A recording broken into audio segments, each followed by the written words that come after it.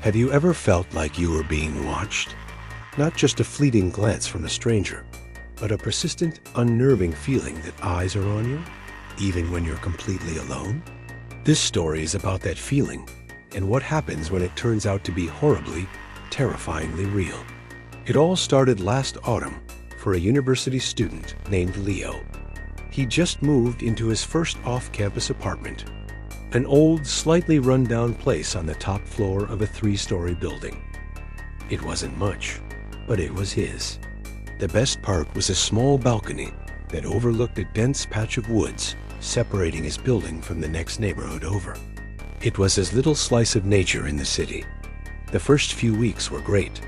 He'd sit on the balcony in the evenings, studying or just listening to music, watching the sunset paint the sky.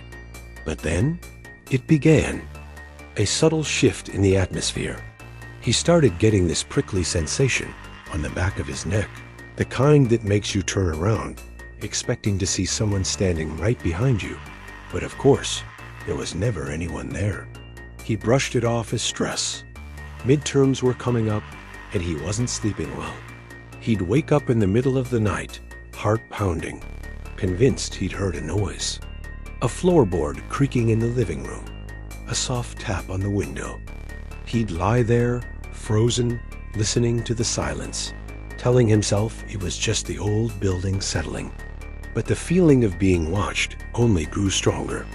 It was most intense when he was on the balcony. He felt like he was on a stage, with an unseen audience hidden in the darkness of the woods. One evening, he was out there trying to read, but he couldn't focus. The feeling was overwhelming.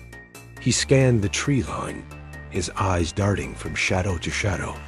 Nothing, just the rustle of leaves in the wind. Frustrated, he pulled out his phone and snapped a quick picture of the woods, planning to complain to his friends about his creepy new view. He glanced at the photo, and his blood ran cold. There, just barely visible among the dense foliage, was a figure. It was tall and unnaturally thin, standing stock-still between 2 thick oak trees. It was too far away to make out any features, just a pale, slender silhouette against the darkening woods. Leo's hands started shaking. He zoomed in, his thumb trembling on the screen. The figure was still there, a motionless observer. It hadn't been his imagination. He scrambled back inside, locking the balcony door and drawing the curtains. His heart was hammering against his ribs. Who was that? Why were they just standing there, staring at his apartment? He tried to rationalize it. Maybe it was just a trick of the light, a weirdly shaped tree trunk. He looked at the photo again. No, it was undeniably a person, or at least person-shaped. For the next week, Leo avoided the balcony completely. He kept his curtains drawn day and night, but it didn't help. The feeling of being watched was now inside with him.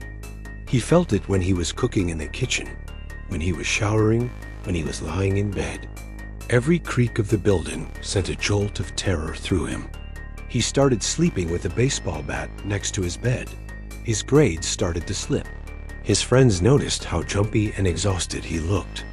He tried to tell them about the figure in the woods, showing them the picture, but they were skeptical. They told him it was probably just some local weirdo or a hiker.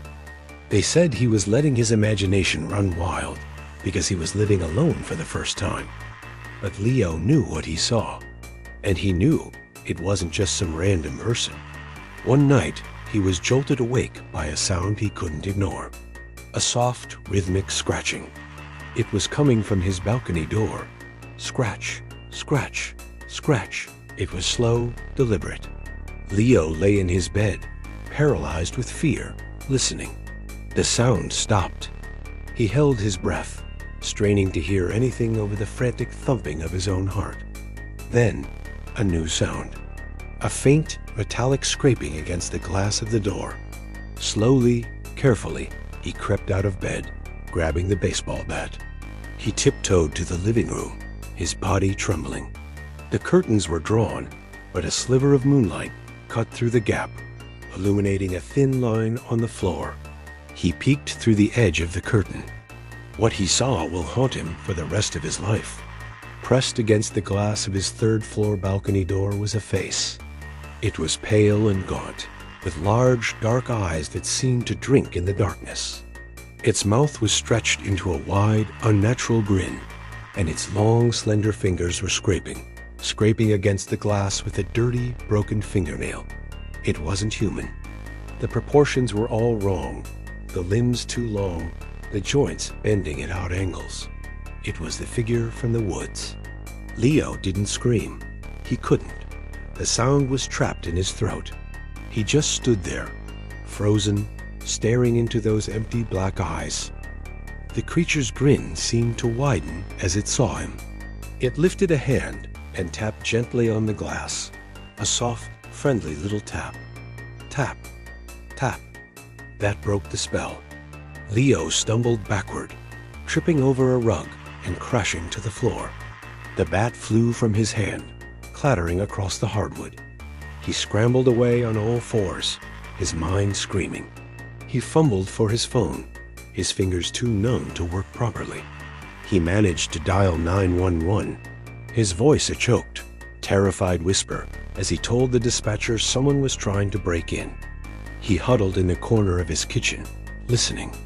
The scraping had stopped. The tapping was gone. There was only silence. It was somehow even more terrifying. He waited for what felt like an eternity until he heard the wail of sirens growing closer. Then, heavy footsteps pounded up the stairs. When the police finally broke down his door, they found him in a state of shock, unable to form a coherent sentence. They searched the apartment, the balcony, the entire building. They found nothing. There were no footprints on the balcony, no signs of forced entry. But there was one thing they couldn't explain. On the outside of the glass balcony door, 3 stories up, were long, deep scratch marks. Leo moved out the very next day. He broke his lease, packed his things, and never looked back. He stays with friends now, never alone. He can't sleep without a light on, and he never, ever goes near a window after dark. Sometimes when he closes his eyes, he can still see that pale, grinning face, and he can still hear the soft, deliberate sound of a fingernail scraping against glass. He doesn't know what it was or what it wanted, but he knows it's still out there, and he knows it's still watching. So next time you feel that prickle on the back of your neck, that uncanny feeling of being observed, maybe you're not just imagining it. Thanks so much for watching. If you have a story you'd like to share, let me know in the comments. And if you enjoyed this, don't forget to hit that subscribe button and turn on notifications so you don't miss the next one. Stay safe out there.